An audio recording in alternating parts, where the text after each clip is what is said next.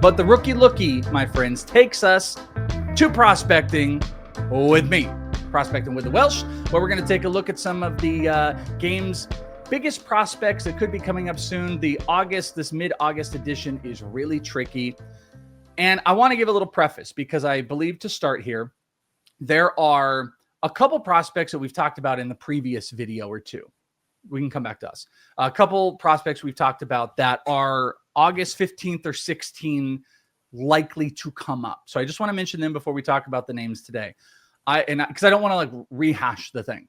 Bryce Eldridge would be one of the top guys that I would pick up today. August 15th is the designation where a guy cannot lose, or if they come up after August 15th, they cannot lose their designation of rookie eligibility for next year. That's key because teams can control them and then they can have them for a PPI pick or whatever the hell it's called for next season. So August 16th is a critical date. So with that, Bryce Eldridge, I think, is like at the tippy top of one of those guys. I think Carson Williams is another one of those players. Owen Casey, Bubba Chandler, Andrew Painter. Those are all guys that we're paying really close attention to because I think they are way, way more likely than any other prospect to come up on the 16th. So you ask, what are we talking about then? Well, I got three prospects that I think are hovering in that line. I don't think they're guaranteed August 16th guys that are going to come up, but I think they're in the conversation. And then I got a couple other lists for you of some players that move up. So let's talk about the first guy. We're going to talk about Samuel Basallo. Samuel Basallo with the Baltimore Orioles. We've had so much conversation about him, Joey. Like, it has been ridiculous. Everyone, where is he? When are we going to get him up? Just this past weekend on Sunday, as a matter of fact, went 2 for 5, had 4 RBIs. He continues to hit. He doesn't continue to make people feel super comfortable defensively. He's got 23 homers in the minors. He's hitting 277, 384 OBP. The underlying stuff, 94 average exit velocity, around 94.5 with a 56% hard hit rate. He's getting the ball in the air. I think we are getting to a space now where offensively he's doing all the things. He's checking all the boxes. He doesn't have a 30% strikeout rate. Defensively is a question, but that bat having some progression after August 16th makes a lot of sense with the Orioles.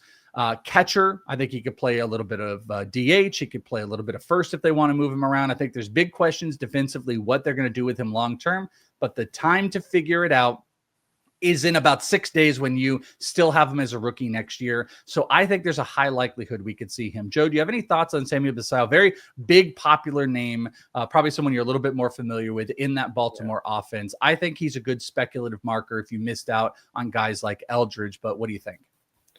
I think in the 2-catcher world, if you're in a league where you have to start 2 catchers, then it does make sense. If we're talking 1-catcher leagues, which does make up the majority of fantasy baseball leagues, it's a lot harder for me to get behind it.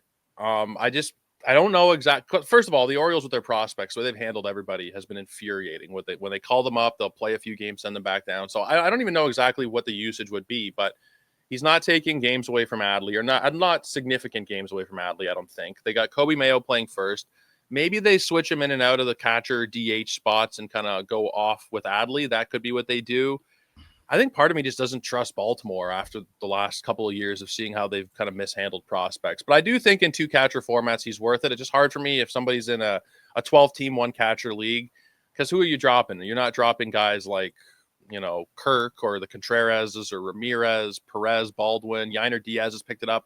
It's a lot harder for me in those 1-catcher leagues, but 2-catcher formats, fill your boots. Go ahead. No problem. And I think the thing to look for is I don't expect him to come up and play catcher. So I'm expecting a guy that they're bringing him up. They're going to be up to play every day.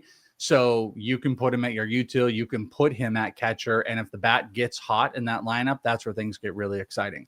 That's my excitement around it. I don't strictly look at this as a catcher thing, but if you also, we're in the time of year where it's not worth holding on to catchers that continuously struggle and don't give you any offensive stats. I think you can have a higher turnstile. So be on the lookout for Samuel Basallo after some of those big names. Couple pitchers to take a look at. How about Quinn Mathews? Quinn Mathews, weird, ridiculous year. We thought this guy could have really been up at the beginning of the season. had kind of a nasty fall off. Numbers were so much worse. They have really stabilized, and he has refound himself. He's got a 3.36 ERA over 17 starts, almost 11 K per nine so far this year. The grossness are the walks. It's around 6 per nine, which has been pretty freaking nasty. And that's something obviously the Cardinals are going to want to have fixed. But I think we're at a point where the team would benefit from getting him some major league time in the majors. We've seen some couple good starts out of him. He just pulled a nice one over this weekend. Stuff is still good. Fastball at 93, slider. He's down-ticked the usage on the slider to throw a little bit more of a curveball. And I think that pitch mix is going to work in the majors. And I think we're going to see him here soon. So pending the matchup, like if the Cardinals are going over against the Dodgers, hard pass. But if they're not, I think Quinn Mathews could definitely be someone we look at streaming. And then finally, and then I'm going to give you a couple side names here. Let's talk about Nolan McLean with the New York Mets. The New York Mets have a few starting pitchers. As a matter of fact, they just sent some players up to AAA. Brandon Sprott has kind of refound himself a little bit, which I think has been absolutely critical for his maturation. And he would have been a guy I would have said much early on. But we're going to talk about Nolan McLean because he has been almost unhittable. This is a former two-way player not too long ago. McLean, a 2.46 ERA through 20 games pitched so far this year. He's got just under a 10 K per nine. Walks are pretty manageable. Does not give up homers. Has one of the nastiest sliders, I want to call it a sweeper, in the minors right now. He uses that pitch a lot, around 28% of the time. He gets strikeouts on it. He throws 95. It could be a bullpen thing, but I think if they're going to go to any spot starts, which this team is a sinking ship, the New York Mets, worst team in baseball through the last 10 games, 1-9, that they might need to jolt this. And I think to do that is to bring up some live pitching. And I think Nolan McLean is that guy. I think he would have big strikeouts. You know what? It would actually be, I think it could be reminiscent to a Max Scherzer debut. 4 or 5 innings, 8-9 strikeouts. His sweeper's unhittable with a power fastball. I really like Nolan McLean. He's been pitching at AAA the majority of the season. You know, he's been up there for a long time. So I think after his 15 games pitched in AAA, we could see him here soon. These are not the most likely of the August 16th are called up, but those 3 players in Quinn Mathews, Nolan McLean, and Samuel Basallo, I do think we could see. And then the final thing I just want to leave you with is we had a handful of players that just moved up to AAA. And what that does is it doesn't guarantee anything, but it definitely puts players on the radar that in a snap, they could be called up to the majors. And I thought there were some interesting ones. Number one being Travis Basallo, Joe. Travis Basallo missed time, played out here for a little bit. I think the maturation of what they would want out of him has slowed, but they're moving him up.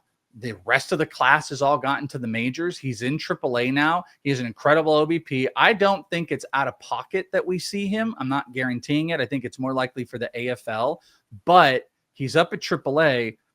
We could see him in a couple weeks if they really wanted to. If Basallo got called up, would you make a waiver claim on Travis Basallo? I probably would, and I'm a deeper league player. I play in a lot of 15-team mixed roto leagues. I'm picking him up in those spots, or at least speculating on him. Cleveland's been better as an offense over the last month or so. They have a 108 WRC plus. As much as they've been bad for the season as a whole, they've kind of turned things around recently.